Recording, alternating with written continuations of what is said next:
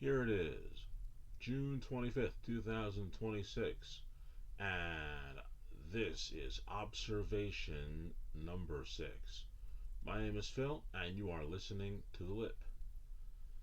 Yes, everybody's heard the old saying, third time's a charm. Well, here we are. This is shot number 3. Yeah. This is shot number 3.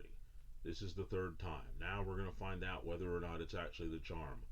Because I attempted to do this show yesterday on June 24th, 2026, and guess what happened?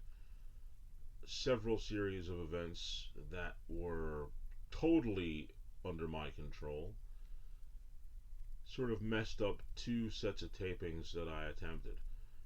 Let's get into that a little bit before we go into the observations. The first set of tapings, which of course was the one that I had, was just on fire. I was moving right along.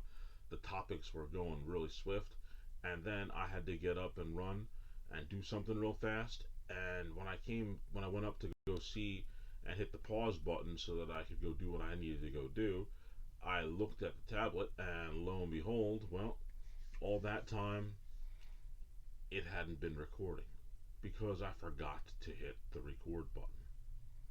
Wasted 45 minutes of time and a whole lot of good content. I think that I did a pretty decent job on it. And one of the things is I actually physically hand drew a sort of crude sketch in order to get one of my points across. And, well, I did it on what I thought was on camera, but I didn't get it to work because I didn't hit the record button.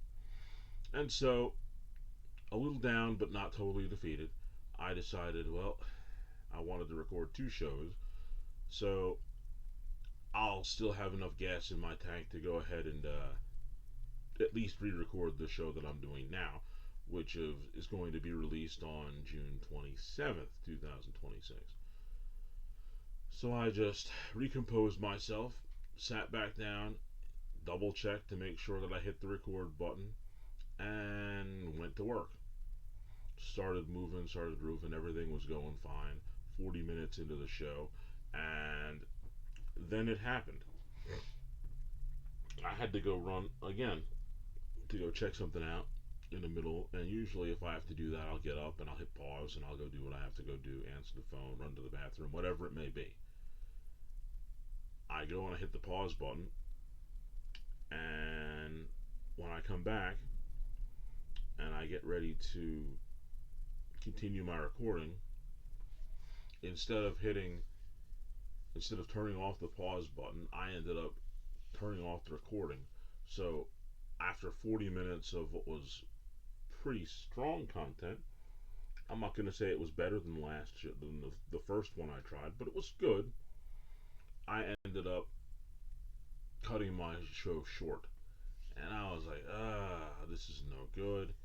Let me go ahead and maybe I'll go and I'll try and do another few minutes and finish off the show and then put it together. And in the process of making the last 10 minutes of the show that I wanted to sort of add to the one that I originally did, and I just was like, I wasn't into doing that last 10 minutes. The whole thing came out really, really, really aggravated, where I was frustrated that I had to do it, and I was like, yeah, I can't put this out. It was just horrible. So the next best thing was to say, all right, I'm going to leave it alone. I'm going to refocus, go back to my binge watching of the show that I'm watching now, which is Homeland. Love it. It's great. I'm up to season 4 right now. And I finished off season 3, got to season 4, relaxed, recomposed myself, and said, okay, I'm going to go to the gym in the morning after I take my mother to dialysis. Gonna take a shower, feel good, and come back at it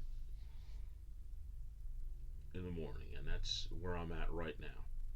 This is me doing the third take of the show. much more composed, much more comfortable. Don't feel rushed, even though I have a sort of timeline that I'm working with. Right now it's 7:44 a.m. and I do think I'm probably going to record a couple shows today, but I don't feel as anxious as I was yesterday doing that show. And that's probably part of the reason because in my mind I wanted to do it, but I wasn't fully committed to doing it, and that's probably why I made those hasty errors, which of course cost me time. And I like to tell everybody that time is a currency that you can't get back. Those are words of wisdom, but a little early for that, right? But truthfully, I'm feeling it now. So I think as decent as I thought those other two takes were, let's face it, they weren't going to be as good as what's going to come up now. And I am still going to use the diagram that I drew in the first show attempt. So here we go. We're going to ring the bell and start observation number 6. Main event begins now. Okay. You would think that at this point, since I had already tried this twice already after writing the notes, I'm pretty comfortable with what I'm going to say for each one of these observations. Now, I'm going to start with the school pick up and drop off lane at my kid's school. My observation is that that pickup and drop off lane makes people go crazy. Now, I've already made a point of maybe making the observation, I believe I have, about the wah-wah effect, as I call it. When you go inside the doors in order to go into wah-wah, no matter what's going on in your mind, you could be um, absolutely the most miserable you've ever been, sicker than you've ever been, still going to your job after just hating everybody that's in the building. But when you go through those doors to get into Wawa, the first thing you're going to do is you're going to hold the door open for the person that's coming out, and they're going to hold the door open for you. You're going in, and you're going to say, hey, here you go. And there's always going to be that pleasant exchange. It always happens. It's something in that Wawa door corridor that just makes it happen in that little vestibule area when you walk through the doors. It's just some weird magic, hypnosis, whatever it is. I don't know. It's like that. It's always been like that since I worked there in 20. No, I haven't worked there since 2007, and I started in 1999. And I can honestly tell you that it was like that before I started working there, and it just seems like that's just what happens. And now at this drop off pickup area at my kid's school, it does the reverse. It makes people lose their mind. They may have been rational, common sense dwelling people, and then all of a sudden, after they go through that line, they completely lose their mind. I don't know why, but that's just what happens. Slight paranoia. Give me just a sec. We're good, just double checking in myself. But yeah, for some strange reason, people go through that line to drive up to pick up their kids or to drop them off, and they just sort of just get weird. Now, let me set the stage for you. The drive up to drop off the kids at my kid's school is off a main road, and once you turn into the school, there's a decent length driveway, and once you go up to that driveway, then you have to make, I believe it's a right turn. And yes, it's a right in order to get in front of the school so that you can get into the drop off lane. Now, to give you a sort of visual of what this drop off lane looks like, I'm going to go back towards my very crude drawing, but only for a second.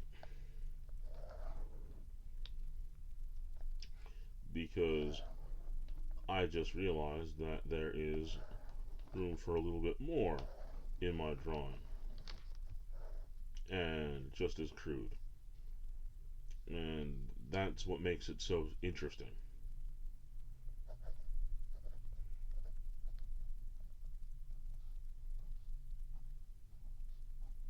Alright, now, what it looks like is there is directly in front of the school, there is a built in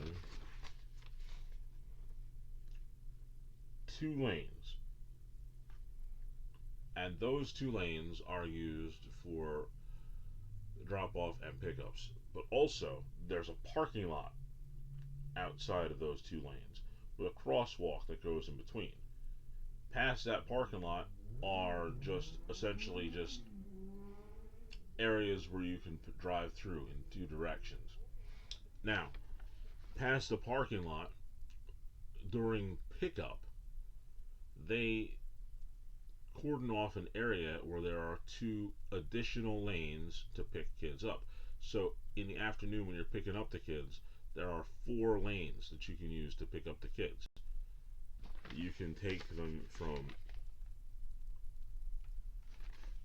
the very beginning, the front lines. Yep, you can take them from the front area, right in front of the door. Then there's another area next to that, and then of course, like I said, the parking lot. And then they create 2 more spaces that you can pick kids up. Now, in the morning, they don't use all of that space. The parking lot is just what it is. Plain empty parking lot. No cars are lined up inside that area where the inside the parking lot there is just designated for parking for teachers who are going to go and park. Now, the 2 lanes that are closest to the building that are some of the, as I like to call it, prime real estate for pickup, those lanes, well, only one of those is used for drop off. And that is the lane that's closest to the building. Now, having said that, the lane closest to the building is the one where every kid gets dropped off, at least the kids at a certain age level. Now, the crosswalk, which goes in between the parking lot and the front of those 2 spaces, is now an area where security will allow you to pass through from the lane that is closed off into the lane that is empty because they close off that lane, so that if you really had the need to leave and you were in the front of the line, you could have the choice of going forward, or you could go through the crosswalk and continue on, and then you could leave the area for the drop off. Now, if you're this car, this is where the insanity begins. Now, typically, the doors don't open for a certain period of time, but people always line up there to get set up so they can drop their kids off and they can move as soon as the opportunity presents itself. And most of the time, that opportunity comes when the security guard shows up for the day. When he comes in, that's when some people start dropping off their kids. Now, what'll happen usually is if the guard gets there and it's a pretty decent day, the people will just drop off the kids will go into the building, and then they'll continue to proceed through the line. On a colder day, what might happen is, or a rainy day, nobody's going to want to let their kid out until right before they open the doors so they can just walk into the school. Now, that messes with the people who are obviously behind that first car. Now, it presents situations that become crazy. This is where my observation comes in, that this setup is what makes people go crazy in the drop off line. Because if it's raining or cold, the person who is here isn't going to want to leave their kid outside in the rain or the cold. But this person here, 9 times out of 10, is late for work. And what they want to do is just drop their kid off and go. So, there are two options at this point. The best of which is this person moves up into the exit area so that the person here and everybody else here down the line, if they feel the need to leave, they can then just drop their kid off, move up, cut through the crosswalk, and then go through, and they could exit through that open side. And typically that's what ends up happening. The other alternative, which is not necessarily better because you're still waiting in line, is for that person here who's in the front to actually move into that lane and move forward while other people can just drop off their people and move on. But doing that creates a situation, of course, if there's a person who is in that line and just moves forward and doesn't want to go. So now the best option really is for anybody who wants to stay to either stay where you are, clog up the lane, or move all the way forward, having your kid have to walk all the way back down towards the door, which is what people don't want to do. And it creates such insane scenarios that people get very, very frustrated and aggravated that they have to be in that spot. And I think the most important part about the aggravation that they feel in that spot is that, well, I'm just so important that I don't care about the kid who is going to be waiting out in the cold, or my kid who's going to be waiting out in the cold, or the fact that you got there first. It doesn't matter. I should still be able to leave. And that scenario always creates havoc. Now, for me personally, when I'm there, I typically decide to, especially if I get there early, and I've gotten there very early sometimes, I will sometimes wait for a little while. And if I can see the cars behind me are starting to get a little bit backed up, I may sometimes choose to just move forward and then cut that way that I'm not going anywhere, and neither is anybody in the line behind me because they're all waiting to drop off their kids. But there is an opening for people to get into the crosswalk and they can leave if they want to drop their kids off, if that's what they choose to do. But of course, I'm not going to do the stupid thing and go all the way out and exit and then come back around. That doesn't make any sense. Why am I going to waste my energy and time to do that? I'm simply not. So I give you the opportunity to move ahead and get out. I give it to you. I do. Now, the one thing that was a little weird one time, I was in a spot where I was looking at where I was, and I said, you know what? I'm just going to move all the way up past the crosswalk forward so that I could just let people make that turn and get out if they wanted to. And for some weird reason, where they had plenty of room to do it, the security guard actually said, could you move up a little bit? And I'm thinking to myself, if I didn't like this security guard, I'd be like, well, there's plenty of room for that person to go by. Like, the entire crosswalk is open. I'm past it. But I just moved up anyway.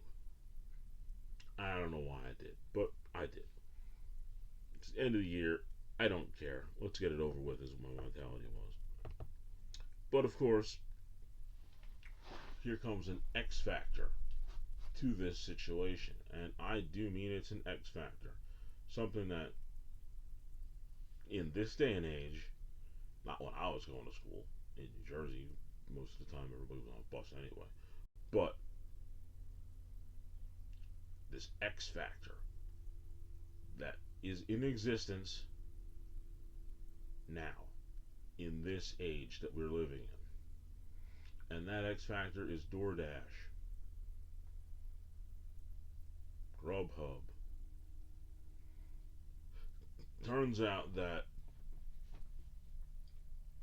a couple times I've gone to pick my kids up early, and DoorDashers will be there dropping off lunch for teachers. That's okay. Sometimes they park in the parking lot, other times they park in that drop off area for the kids. There's nobody coming in and out at that point. So realistically, they just go do what they have to do, drop it off, and they go. But in recent times, I've been told under very good authority that a DoorDasher on a particular day was there to drop off breakfast to a teacher, and that DoorDasher decided to get in the line where kids were being dropped off. Now, normally, it would make sense that if you chose to get DoorDash, that maybe you should tell the person who's dropping it off where to drop it off and say, hey, you need to park in the parking lot, not up here in the school where drop offs is, because people are waiting there to drop their kids off.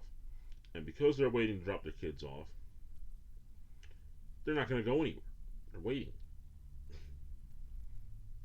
But this particular DoorDasher, this particular day, decided to drive up in the middle of the drop off lane to drop off the food. And then this DoorDasher got angry because they couldn't leave. There was two or three cars behind them, a car or so in front of them. And they got mad and started yelling at people. But guess what? DoorDasher. You can clearly see that if you drove up the area in order to get to the school itself, the area where the drop off is pretty plain. And as you're driving forward, you can tell that there's more space. And if you go past the drop off area, you can see the parking lot. The parking lot where they use the other two lanes to pick people up, kids up in the afternoon. But only used for parking in the morning. There's no lines of cars dropping off kids there. There's sometimes parents who know that they have to leave will go into the parking lot instead of the line and drop their kid off and then keep going. They don't stop. Or they'll park, say goodbye, get the kid out, and then they'll go. But they're not going to be stuck in that line. They move freely. Now, Mr. DoorDasher should have been able to see that pretty clearly, because if you drive up that way, you can tell real fast that there is an entire open parking lot that you can drive through versus a completely static line that's not going anywhere. But apparently, this guy was not that bright and chose to sit in a line and get buried by about 5 cars. Of course, this whole situation could have been it could have been made easier in a couple of ways. And the first way that this could have been made easier is that the teacher could have done one of two things, and it would have solved the problems. It would then put the ability to think out of the hand of that particular DoorDasher, who clearly wasn't thinking. Like I said, they could have very specifically instructed the DoorDasher to go into the parking lot and then drop off their food at the door, park in the parking lot, go up to the building. That could have been in their instructions.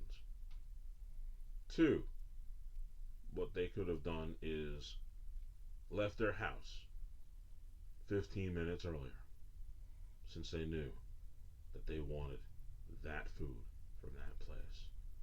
Gone to that place, picked up their food, taken it to the school, eliminating the need for that particular DoorDasher on that particular day.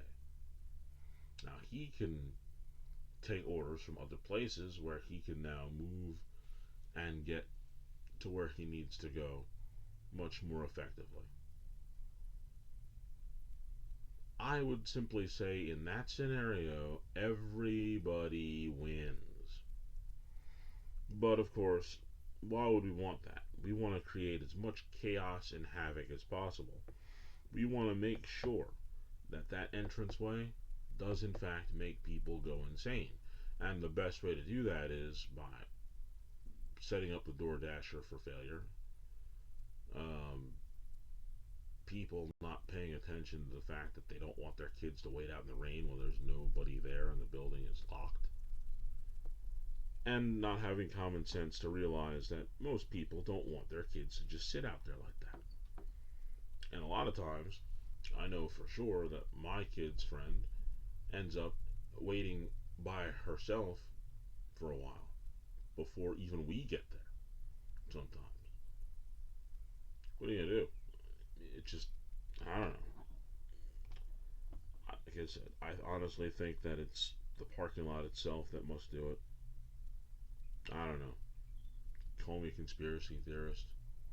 Maybe the chemtrails that are floating around the school just infiltrate people's brains when they don't wear the uh, tinfoil hats to keep that stuff out. I don't know. I don't know. But that's just my observation on that. Mm. Next, I believe I probably talked about this before, but I think that I wanted to bring it back up because I wanted to make it just seem a little bit more tightened up than I had before. Because I personally think that I spoke on it, but like I said, even if I had, I know that there's some things that I want to add to it that I know that I definitely didn't bring up if I spoke on it before because I just recently thought about this. It's when you go to a restaurant and you're waiting and you're eating your food and here comes your server and they ask you, would you like something? And every time they seem to do it, you have just shoved in half a chicken leg in your mouth and you're chewing it. And then that's when they come over. You're chewing this thing and they're saying, hey, something I can get for you? And you're like, no. And they just keep on going. Seems like it happens a lot. In fact, the more I think about it, I don't believe that I've been to a restaurant that it hasn't happened in at least once.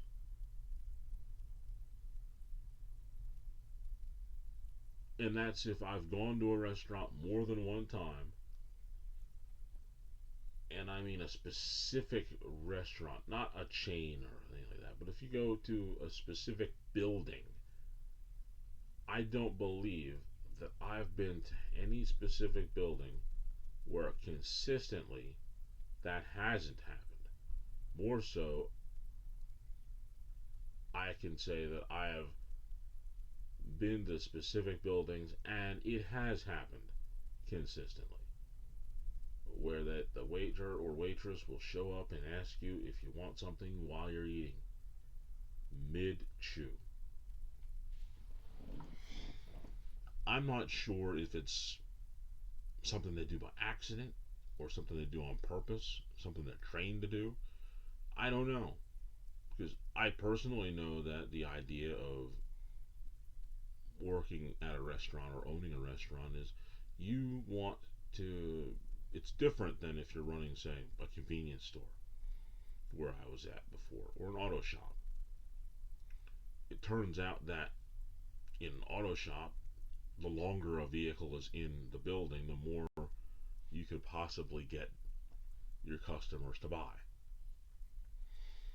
In a convenience store, you want to give the customers an opportunity to get in and out, but during that time, you want to slow them down.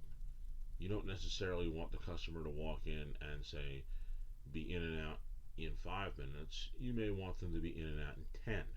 Because if you give them a little bit more time, maybe they'll look at something that they had in their mind that they might have wanted to buy, but if you give them a little bit more time to think about it, they will. As I know that when you have um, a restaurant setting, I haven't worked in one, but I know and understand the idea enough to imagine that you can't make a whole lot of money in a restaurant unless you turn tables over. You gotta have tables. They've gotta be empty so you can put more people in them. So the longer that a person or party sits at a table, the less likely you're going to be able to get more people to get into that table. So you necessarily don't want them to be rushed per se, but you want them to hurry up. It's one of those situations where you want your customers to take their time but hurry up. So I'm thinking that part of it may be that if they are in the process of eating something, whether it's good or bad, but it's in their mouth and they're chewing it, and you come and ask them for something, they're going to be more inclined not not to ask for something because they're in the process of enjoying or not enjoying whatever it is they're eating. And because of that, they're going to feel the pressure of, well, no, I'm chewing and I'm eating right now and I don't want to talk. And because they don't want to talk, they might not articulate whatever concern they might have. They might be, oh, you know what? I think I might want another soda. I think I might want another appetizer because our table finished it so quickly and we want some more to go along with everything else. Which, of course, would take time to prepare and take time to eat and make that table useless for a little bit longer. That's my observation. I think that perhaps, just perhaps, this is the tinfoil hat stuff again, but just imagine, just think about it. It would make sense if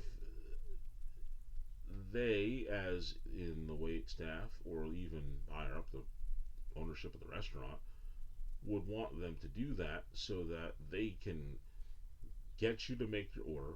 They have money, they got it. They get you to eat, and then they get you out, and then somebody else can come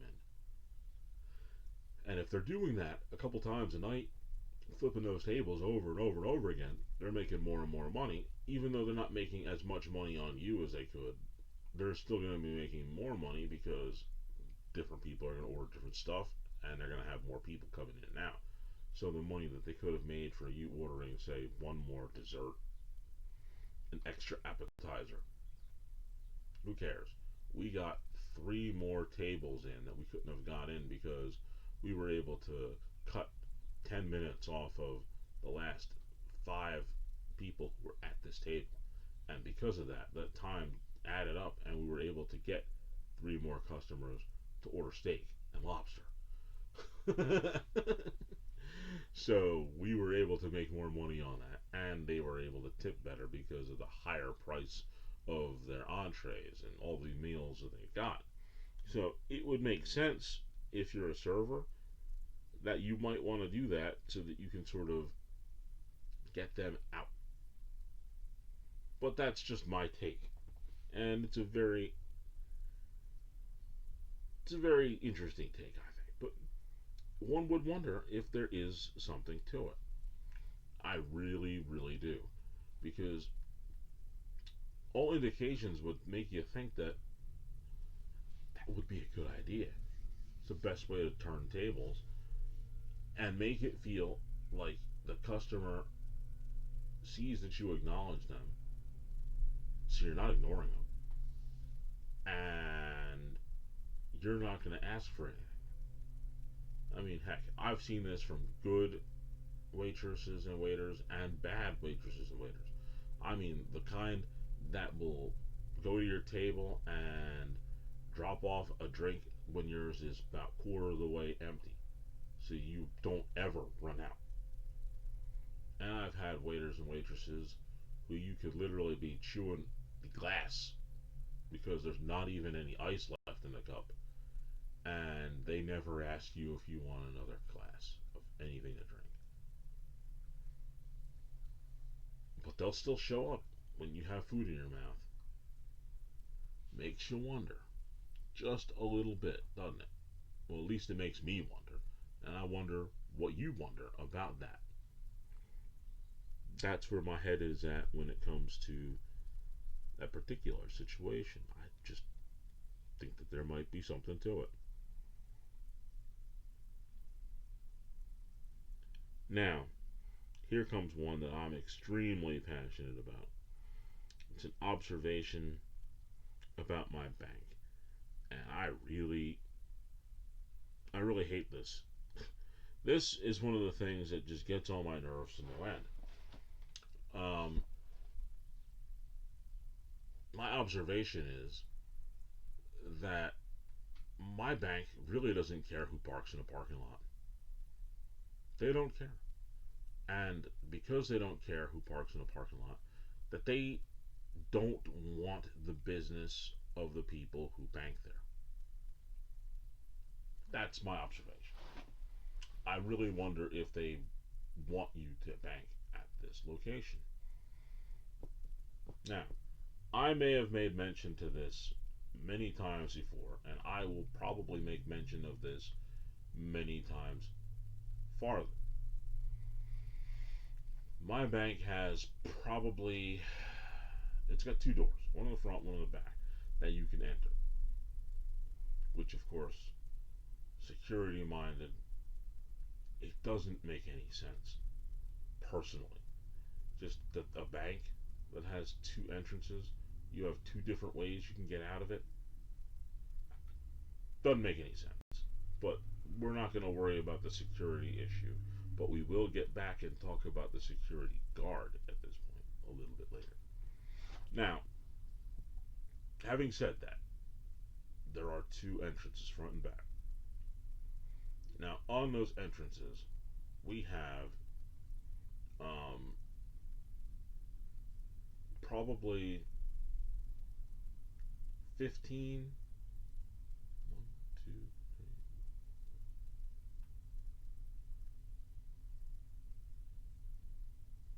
I'm going to say roughly 15, anywhere between, I'll go as far as to say that it's somewhere between 15 and 18 parking spaces in the front and in the back. Roughly estimate. So somewhere between 30 and 40 parking spaces in this bank's singular location between both the front and the back parking lots. And there have been many a times when I would be driving around 3 times in this parking lot to get a space, because every space, including the handicap spots, is filled in this parking lot. And then, when I finally get a space, I would then go inside the bank, because I typically don't even go in the bank to do my banking anymore. A lot of times I'll go to the ATM, but that's still a moot point, because I still need a space in order to get out of the car, in order to use the ATM. But let's say it's one of those times that I have to go inside the bank. What'll happen is I'll drive around 3 times or so. Finally, somebody leaves. I sneak into the space. I go inside the bank. And when I'm in the bank, counting myself, there is, on average, 3 people in the line. And that's a safe estimate. I've been in there plenty of times when the parking lot was completely full and there was just one person in front of me. I've been there a bunch of times when the parking lot was mostly full, I just barely got a space, and there was nobody there. I walked right up. The only people in the bank were the security guard, 2 tellers, the manager, and maybe two or three bankers who are doing loans and such. But on average, I go in there, there's two people in line, and then me. So that's three. And then, like I said, there would be two tellers. That makes five. The manager, six. The security guard, seven. And usually three other bankers who are doing loans and such. So we can safely say there's somewhere between 9 and 10 people in the bank. Now let's say that all of us drove separately. That would leave 10 cars in the parking lot, in the front and the back. Typically speaking, employers want their employees to park in the lesser of the spaces, so the front of the lot would usually be reserved for all the customers, and the back would probably be for the employees. So let's say there's 10 cars, five of them would be, or six of them, oh yeah, mm-hmm, six, yeah, let's say six of them are in the back, seven of them are in the back, because the security guard and all the bank employees are parked in the back, and the front is open for everybody else. So that would mean that there would be three spaces open in the front and roughly 8 spaces in the back. Plenty of room, right? So why is it that when I went there in those days that I had to squeeze into a parking lot that had roughly 40 parking spaces in it and there's 10 people in the building? Where's everybody else? The answer is a store that is next to the bank that has zero parking lot, that is in a weird intersection where you can't park on the side of the street and go conveniently to that store. You can't do it. And as a result, those customers avail themselves of the bank parking lot regularly. They'll go right up in there and they'll park and they'll have no problem with it. Life is good. We're parking here. Meanwhile, the customers at the bank can't get in. Just aggravates me to no end. Now back to the security guard. Usually on their phone most of the time. Not really paying attention to much. But one would think that if the bank has signs, which my bank does, parking spaces for customers of the bank only, you would think that the security guards might pay attention to how many people are in the bank and how many cars there are out in the parking lot and notice that there is an abundance of cars in the parking lot and nowhere close to that many people inside the bank. Like, you would think that just maybe with that sign up, it said they do say that they will tow. So, if they know that they can just park there, even with the signs, and have no repercussions, they're going to go ahead and do it. And my personal thing is, man, if I'm going to be a security guard, one of the things that I would do is, hey, I can't see both of these entrances if it's just me. I know that. I can't cover two doors. Can't. It's impossible. No matter what they may say. There's cameras, that's good. But the physical guard can't control what's happening in two separate doors. Can't do it. You can't. Because there's going to be people who, in fact, I've done it multiple times. When I had to go to the ATM, I would walk right through the one door in the back because it's the only place I could find a space. Walk through the interior of the bank, go to the ATM, walk right back through that other door, and out again. So I would make a trip in one side, out the other, in that same side, and out back the other. What I would do is, if I was a guard there, I would every once in a while just go look in the parking lot because these people are obviously parking here, and I would wait for somebody to get in their car and be like, oh, sorry, you can't park here because you're not using the bank. It's that simple. And then if somebody comes in eventually and takes that parking space and goes to that store, before they go to the store, you could just tell them, hey, we have signs here for a reason. We don't want you to park here because our customers can't get into the bank because you're here and you're using another store. If you park here and you're still here, we're going to tow your car. That's what the sign says. At your expense. If that doesn't make the move, I suggest having that car towed. Because if you have that car towed, then all of a sudden it sets a tone. And people will then be like, oh, they're serious. We can't park here. And when they realize that their car can get towed by parking in a place that they shouldn't be parking at, they won't park in that spot anymore. Because they don't want to have their car dragged off to some impound lot. They don't want to have to pay the couple $100 fee for towing and storage. They don't want to have to do all that. So I think if you do it enough times, they'll get the message. And when I go to the bank to just use the ATM, I'll be able to roll right in, conduct my business, and leave without any question of having to drive around the parking lot 3 or 4 times in order to get a space when all I want to do is take out $20. Like, what?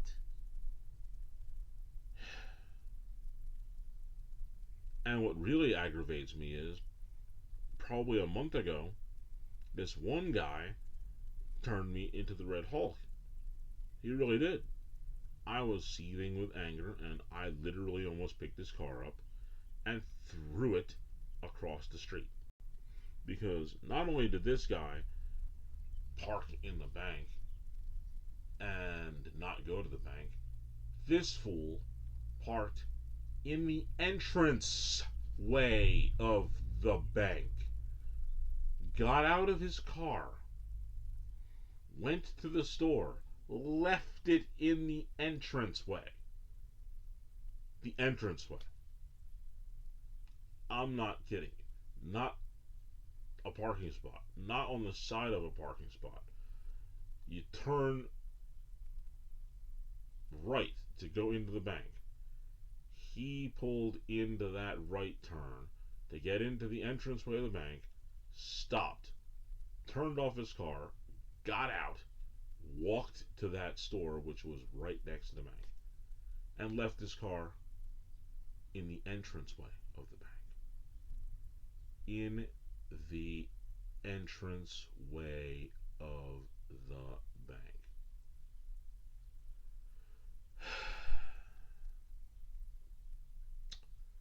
Now, of course, I went up to the ATM and lo and behold, there was a security guard just walking around, twiddling his thumbs, or should I say, using his thumbs to scroll on his phone because he wasn't paying attention to anything else.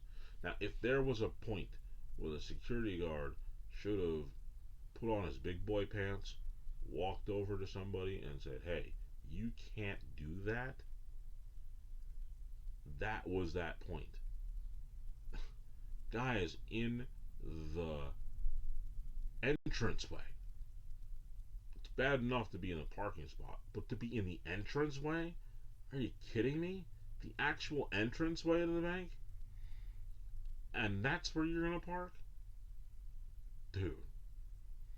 When I saw that, I seriously considered changing banks.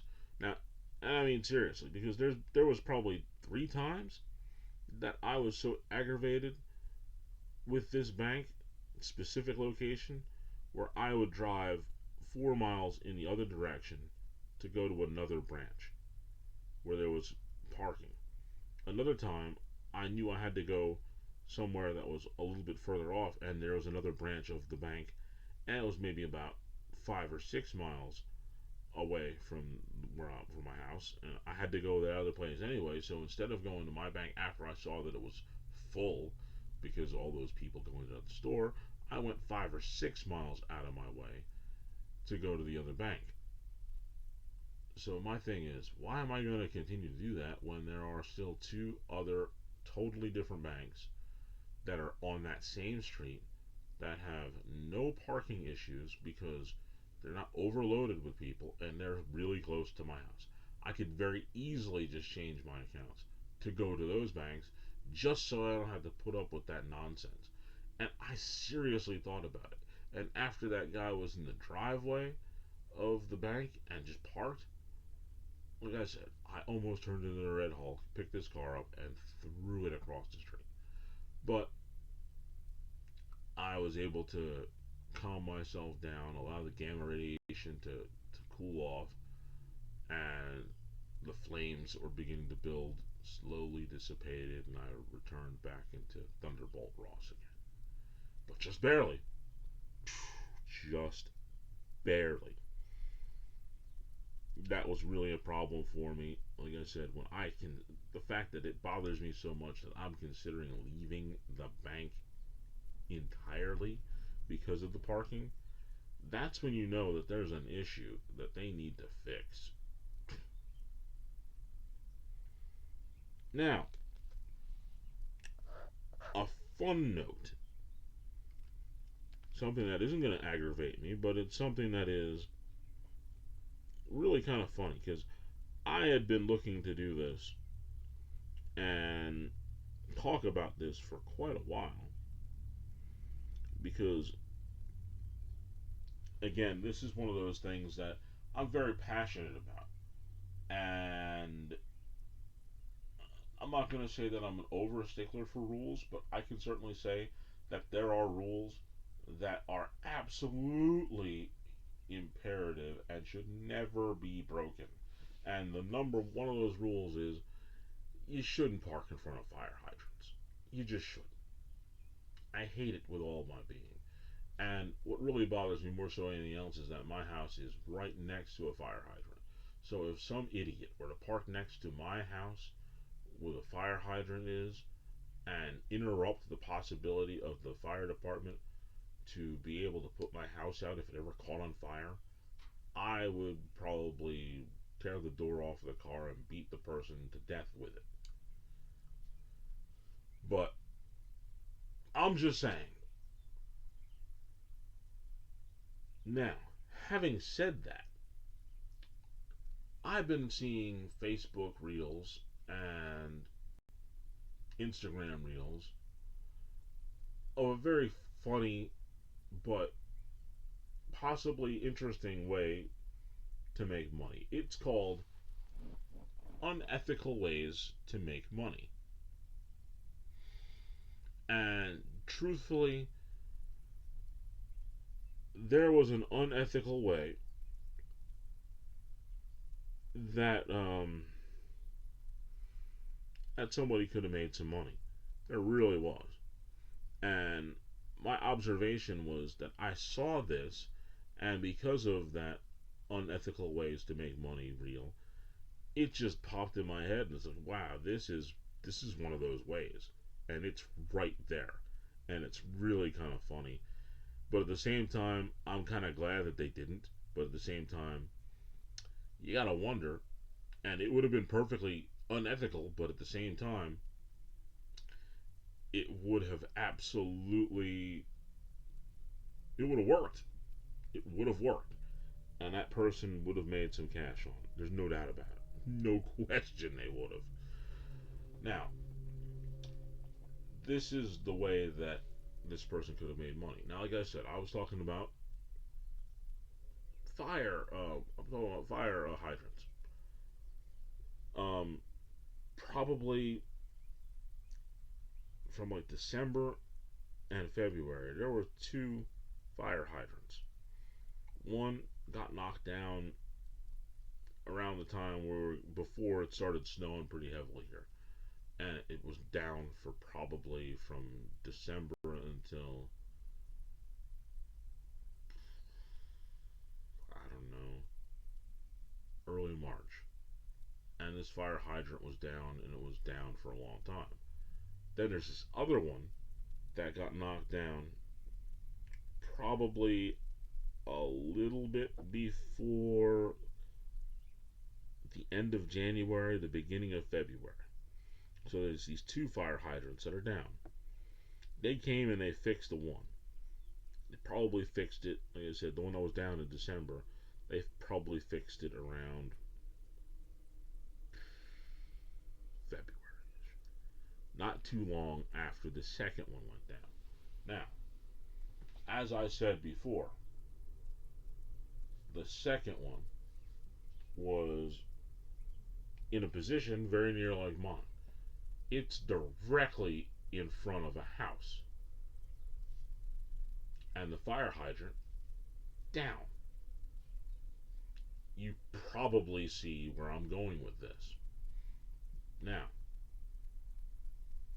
in order to show you the unethical way to make money here, I have to tell you that it was from around February until the exact day when I saw them put it back up.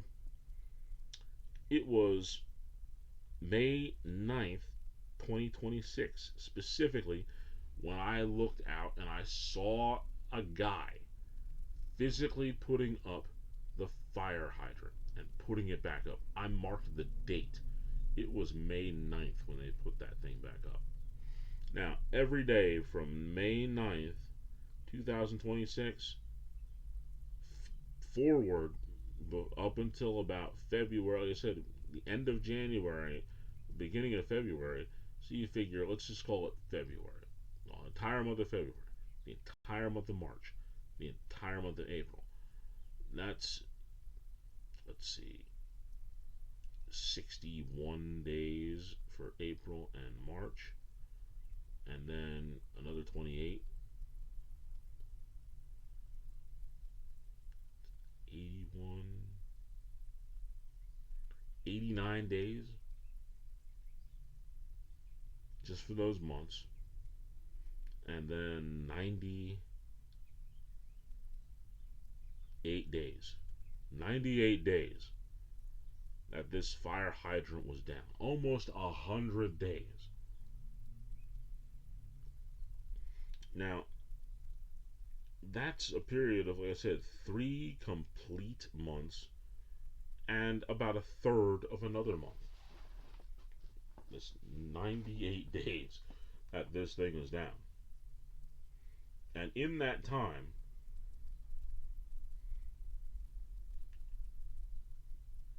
they put a white, what do you call it, one of those white barriers over the fire hydrant, meaning that the city of Philadelphia, had literally acknowledged that this fire hydrant was down. Now, they didn't do it for the first one that they fixed from December till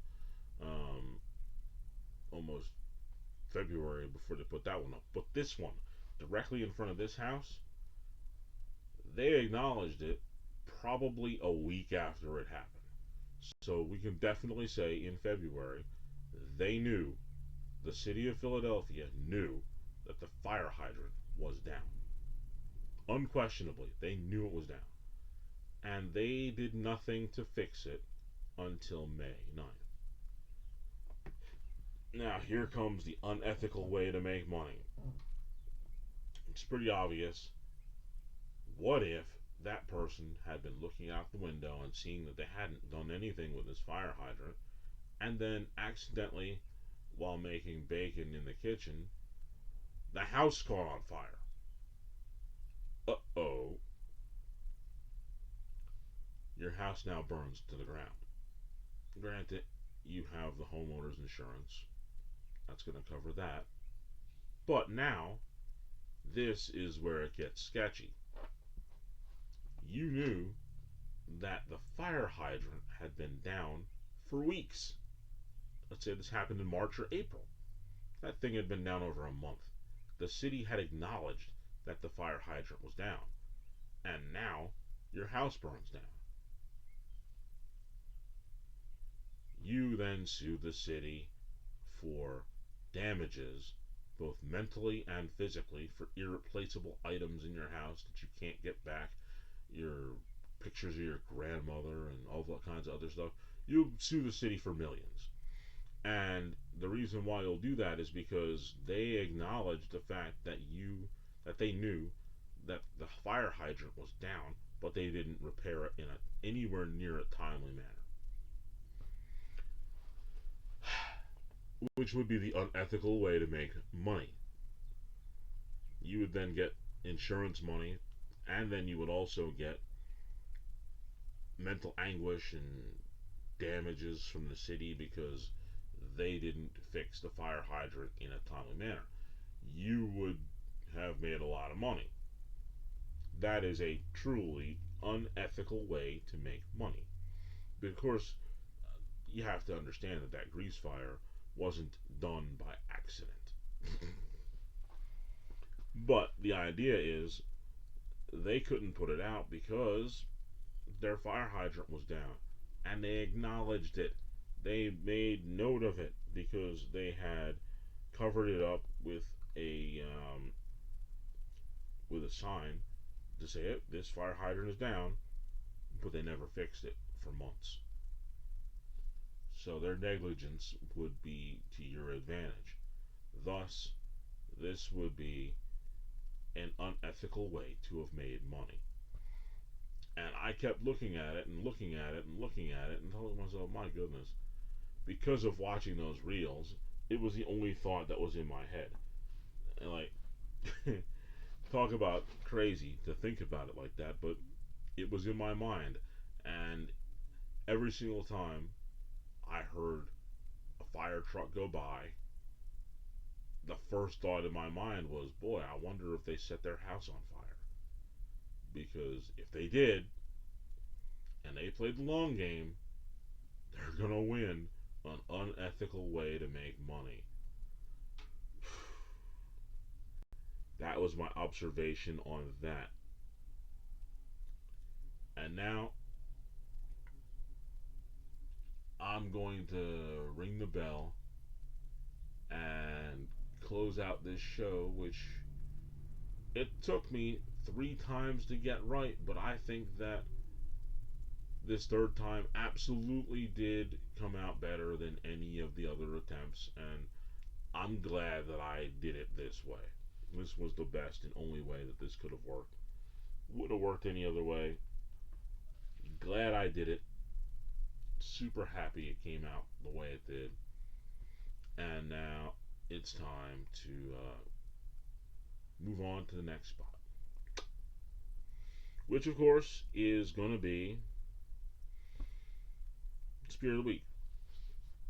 The only Spear of the Week that I could think of is that jerk who decided to park his car literally in the entranceway of the bank and walk over to the store and think nothing of it. Is he the Spear of the Week? No, he's not. Because he was just doing what he could as an absolute problem that he is. And as much as he should be the Spear of the Week, the true Spear of the Week would have to have been the security guard who was on his phone, who saw the guy parked there, who did nothing about it. The security guard is the true Spear of the Week, because every penny that that man made on that day when that car parked there, he might as well have taken a gun to the teller and told him, hey, I want all the money. Because he stole every penny that he made that day. No question, he did. Because he did not do his job under any circumstances. He absolutely did not do his job. Tell me how he did. Tell me how you could let somebody in an establishment that you're supposed to be guarding park in the middle, not in the middle, but on the outskirts of the entranceway. Like, he turned into the entranceway, stopped the car, and walked across. Not even across. He just walked to the place, which is directly next door. So you're telling me that he didn't say anything to that person. He just let it go. But that's what he's getting paid to do? Okay. Okay. promise you, his performance is the kind of performance that makes me want to become filthy rich, hire his security company specifically just so I can have the pleasure of firing him. That would be the only reason why I would do it. Spear of the week, the security guard who was pretty much, not pretty much, completely useless. Mm, mm, mm, mm, mm. Now, I'm gonna go to. Oh, let's see. One of these questions that has three things that are all connected. This one looks pretty simple, and I'm gonna go with it. Skypad Apartments, Spacely Sprockets, and Coswell Cogs. And this one is real easy. What do what do Skypad Apartments, Spacely Sprockets, and Cogswell Cogs have in common? The one simple theme is these are all entities, businesses, places that George Jefferson experiences. They're connected to the Jetsons, all three. And sure enough, business establishments on the Jetsons. Yep. The Jetsons live at the Skypad Apartments. George works for Mr. Spacely, who is the owner of Spacely Sprockets. And then, of course, Coswell Cogs is the main competitor. That one was fairly easy to come up with on that. Now, let's see about one of these questions here. Let's run through one of them. Let's see.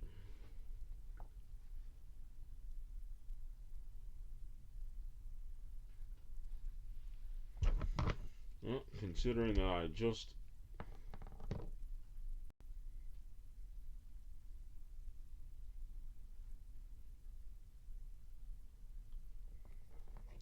I'm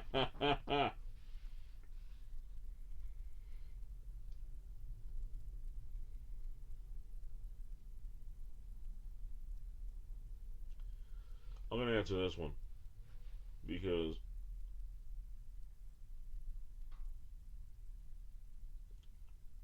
the answer comes from an old movie and I cannot remember the name of it. And I feel so terrible not remember the name of this movie because for some reason we were able to use cable my in my high school, and in the mornings we used to have this thing called Channel One that we would be able to watch Anderson Cooper before he became Anderson Cooper, and he would give us information about the wars that were going on during that time, and we learned some stuff about them. But we figured out that if we had the channel changer, we could change the channel, and we could end up watching HBO.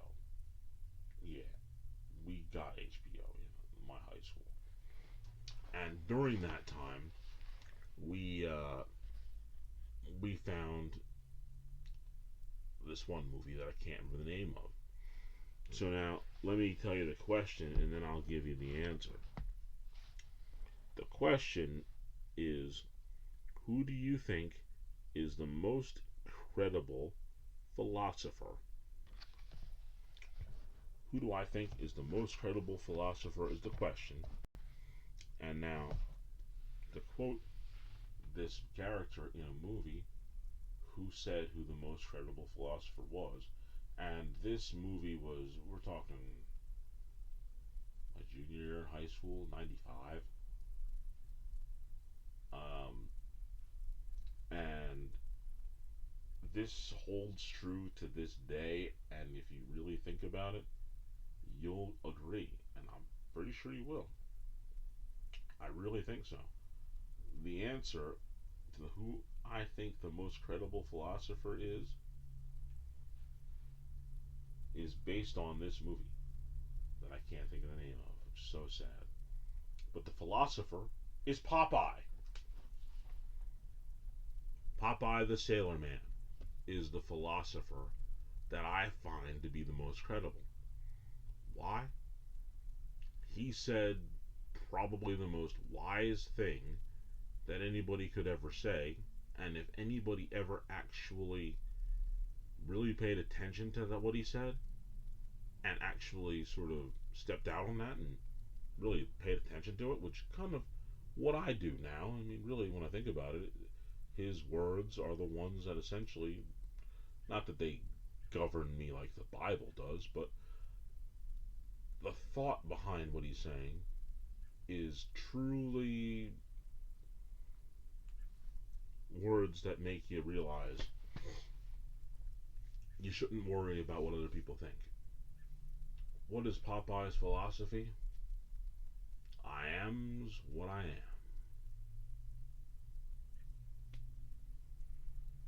I am what I am.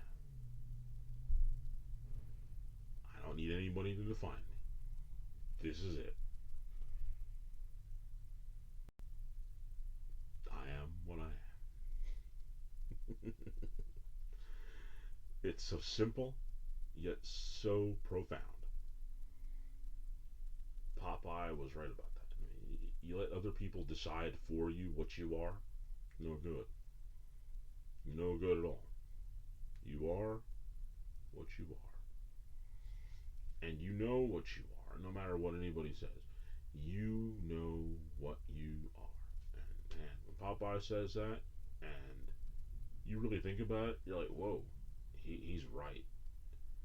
If I realize who I am, which eventually, in that lonely state where we're all at sometimes, and we have nobody around, we know who we are. And Popeye said, hey, I am what I am. I know. And this is what you're going to get, essentially. Popeye. Gotta be the wisest philosopher of all. Popeye the Sailor Man. Okay. Now it's time to shut down the show. First things first, as always, you can check me out on Instagram, 5102. Philip Henderson, 5102. Got some stuff on there every once in a while that I like to put out. More importantly, join us. Join us on the LIP Facebook group. Join us. We are 101 members strong, and there's always room for one more. That's always the way it is. There's always room for one more. Always room for one more. So when we get to 102, we will have enough room for 103. When we get to 103, we'll have enough room for 104, and so on and so forth. That's the way it works. Join us. Of course, the absolute most important thing that I can have you do is subscribe and like at the lip at Phil the Lip here, the YouTube channel at Phil the Lip. That's the big one. That's where this show is at. That's where a lot of my other content is. I need you to subscribe and like and watch, because that's what we're doing. That's where it's all about right here. Of course, the archives are on Spotify. Of course, the Lip on Spotify. You can find them there if you want to check those out. I think that that's always a good thing to do. Every once in a while, even myself, I go back and I check out that stuff that's on Spotify. It's kind of interesting. It's where it all began. If for nothing else, I like to listen to those shows on occasion. Not that I'm a mark for myself and just listen to myself talk all the time, but sometimes I want to hear when it comes to like these recurring episodes. I want to hear if I've improved on those, and those are the only way that I can really tell if I've gotten any better, and that is by looking at an episode that is part of the recurring episodes and see if I feel that the episode that I did more recently is better than some of the ones that I did in the past. Not necessarily for content, because sometimes there could be a better story that I told 2 years ago than the story that I told last week. It's possible. But it's the way that the show flows in its structure that I'm looking to find out. And I think it's neat if you go and listen to those episodes and then you come and you see the progression of how the show has moved forward, different segments, things like that. It's I think it's cool. Whether you think the show is better now or better then, you can get an idea of the evolution of where the show has been and where it's at. Of course, who knows where it's going to go, but at least you can see the progression of where it's moving towards. And on that note, it's time for the words of wisdom. And today's words of wisdom for this episode are as follows. Sometimes the lessons we need to learn are disguised in the problems we don't understand. Sometimes the lessons we need to learn are disguised in the problems we don't understand. I can certainly say that the late great Gorilla Monsoon would talk to me and tell me that I resemble that remark. The lessons that I needed to learn were disguised in the problems that I didn't understand. For example, like I said earlier, this show as you hear it now is my third attempt to make it. And I didn't understand what was going on, how I messed up, why I messed up. But of course, the lesson that I learned was, well, truthfully, I wasn't ready to make it then. And as a result of that, well, the shows weren't very good, the last two that I tried to make. And I made a lot of mistakes in those shows that were, like, just terrible. Stopping it at the wrong time, doing things that I shouldn't have done with it, getting frustrated. So that disguise of the lesson that I needed to learn was definitely in the problem that I didn't understand that was going on. So I figured it out. I learned the lesson, and I've now moved forward. And on that note, my name is Phil, and you've just listened to The Lip.